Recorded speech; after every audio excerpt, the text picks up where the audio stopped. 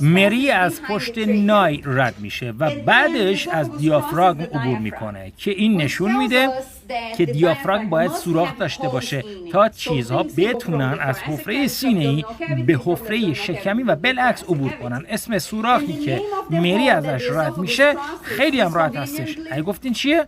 مریه؟ آها مریه؟ هایتس.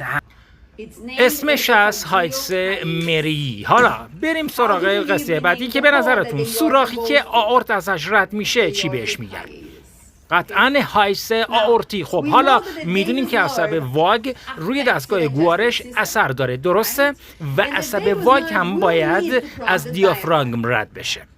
این از این. حالا با دونستن اینکه عصب واگ روی دستگاه گوارش اثر داره و روی معده هم اثر داره، میتونیم این ارتباط رو برقرار کنیم که عصب واگ از همون سوراخی استفاده میکنه که به یه اندام توی دستگاه گوارش برای رسیدن به حفره شکمی. پس به نظرتون عصب واگ از کدوم سوراخ برای رفتن به حفره شکمی استفاده میکنه؟